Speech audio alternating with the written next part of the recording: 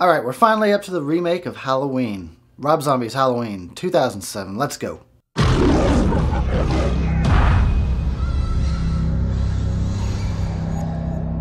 Inside every one of us,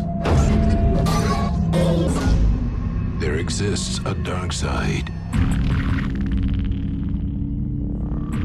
Most people rise above it, but some are consumed by it.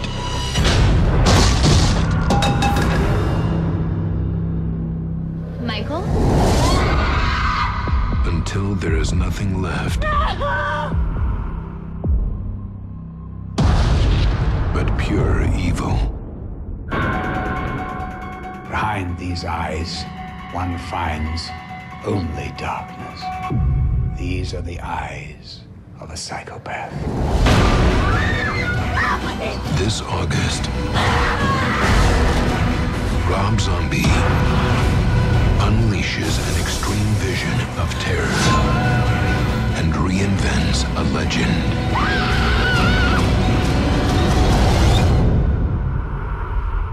Halloween.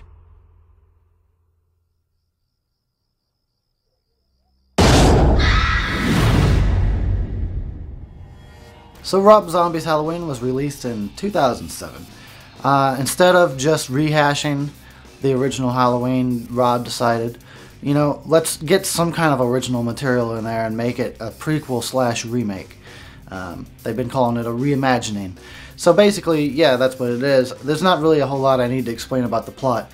If you know about the plot of the original Halloween, then you know the plot of Rob Zombie's Halloween. But basically, yes, we go back to his childhood to take a look at what Rob Zombie believes are the reasons why Michael turned out to be a psychopath. So anyway, when the movie came out, my friend Tim and I and my sister, we all went to see it, and I remember really liking it a lot. It was kind of a spectacle, you know, the way that he put the vulgarity in there and the brutality. It was definitely a spectacle. It was a movie that grabbed you by the throat and was like, you're gonna fucking watch this and you're gonna fucking like it. Bitch, I will crawl over there and I will skull fuck the shit out of you! I was like, whoa, okay, yeah. It kind of felt like a breath of fresh air that the Halloween series needed, especially after Halloween Resurrection. Woo! Anyway, so then I got it on DVD and I watched it a bunch of times and I still liked it, but it hasn't held up over time like the original has for me. So, the original John Carpenter's Halloween is my all-time favorite movie, as you fucking know, and I'm sure you're tired of hearing me talk about it. In comparison to that, this movie just kind of keeps losing value for me. I'd say I'm at about a 50-50 at this point. So I really liked it when it came out. Right now, I feel like it's alright. I don't think it's aging very well. I kind of don't like that it's a prequel and a remake. I kind of wish they had just picked one or the other. Upon reading some of Rob's interview, you know, about the movie, he does say that the reason why it's that way is because he wanted there to be more original content rather than it just be a complete rehash of the original. So that's actually kind of noble to me. That's kind of cool. I get that now. But I still think that if you're going to do like a prequel, looking into the backstory of the Michael Myers character, you should have made that the whole movie. And then, you know, with the next one, then you could have done the remake. You know what? The weird thing was, if this was 100% an original idea and not, you know, Halloween, I might have done that. But since I would have thought that probably everyone in America would have been pissed if classic Michael Myers had not arrived at some point. Basically, what it seems to me like Rob Zombie was trying to do was trying to make kind of Michael the more like realistic version of Michael Myers, rather than what John Carpenter did was made him supernatural, kind of made him a supernatural element that's bigger than life. He's kind of like death, you know. He's immortal, can't really be stopped. He's quiet, you don't know his motives, you know, he's mysterious. But Rob Zombie decided, I'm gonna go, I guess, the realistic route, and he's messed up in the head because he has a really bad family life as a kid. You know, bullies pick on him at school, whatnot, and then, you know, so he's really strong and powerful and menacing because he's 7 foot tall, which is actually something I like in the movie. Tyler Mane is pretty fucking kick-ass as Michael Myers, and yeah, I don't mind that he's a behemoth. 7 foot tall Michael would scare the shit out of me. But so yeah, Rob Zombie tried to make it, I guess, the more realistic version of Michael Myers, but I still prefer John Carpenter's supernatural version. I like the mystery there. I don't need things explained to me. The mystery is what's scary about John Carpenter's Michael.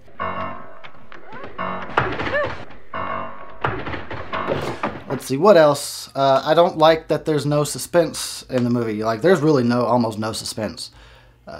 And what I mean by suspense is, suspense, in case, for whatever reason you might not know or understand, suspense is when something doesn't happen right away. You have time to think about it. The characters are in danger for a while, but you as the audience, you know they're in danger, but they don't get killed immediately. It takes a while. It takes a long time. It builds up the suspense that gets you on the edge of your seat because you know it's coming, but you just don't know when. Which, something I fucking love about John Carpenter's Halloween. That whole movie is suspense all the way through. Rob Zombie doesn't do any of that. He's just like, here's a character, there's a knife, they're dead. Moving on to the next guy, let's kill him, he's dead. So yeah, I wish there was more suspense, but I guess Rob Zombie just doesn't see the point in it. Whatever. I'll say this much, when I watched the original, you know, they had to change some things for the theatrical cut. The whole scene where Michael escapes, I really liked the theatrical cut version.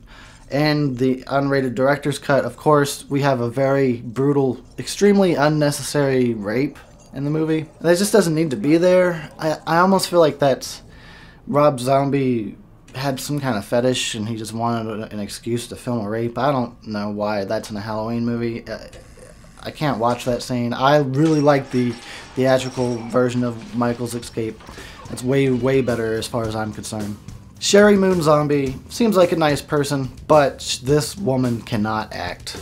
She couldn't act her way out of a paper bag. Like, I get he feels like he should cast her because it's his wife and it's the nice thing to do. Plus, it doubles their income, you know.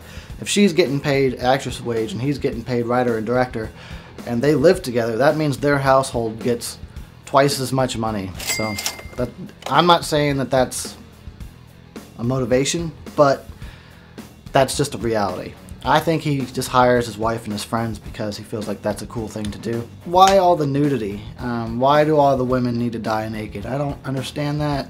I don't know why there needs to be a rape. I don't know why all the women have to die nude. I don't know. I guess I just don't get Rob Zombie. That's about it. I know I've pretty much just nitpicked the movie to death.